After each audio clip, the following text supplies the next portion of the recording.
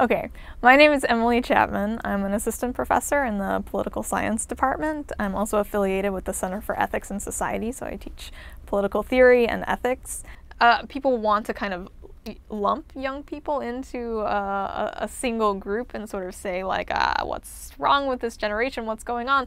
And I mean, I think if you look at who among the young people are really sort of active and mobilized, that can help to understand, what we need to do to get younger generations involved. So Latina and Black women, for example, have been really politically active in sort of the Black Lives Matter movement, around immigration issues, around the DREAM Act. And if you look at sort of recent kind of youth participation in the Democratic primary around Bernie Sanders, it was this sort of indication that maybe what's happening is that youth voters actually care a lot about particular issues. Young people actually are more policy motivated than people give them credit for being. But I think it's really important to recognize that the kinds of issues that are going to be most salient to younger people often are not part of the political conversation, in part because the people who are running for office are not experiencing them. So the kinds of issues that are sort of unique to people at a certain stage of life,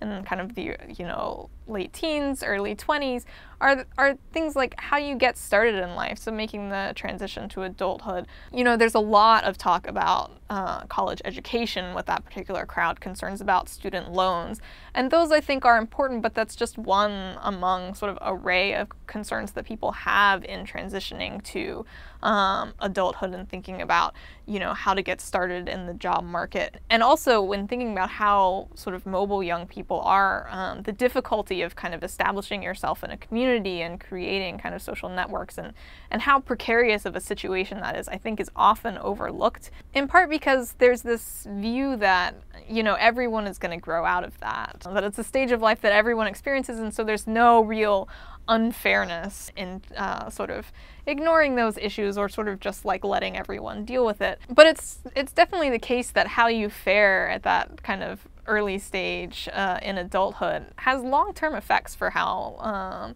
people's lives go. We certainly don't think that just because everyone experiences childhood that it's perfectly okay to neglect the concerns of children, or just because everyone experiences old age, or most everyone will experience old age, that it's okay to neglect the concerns of older people.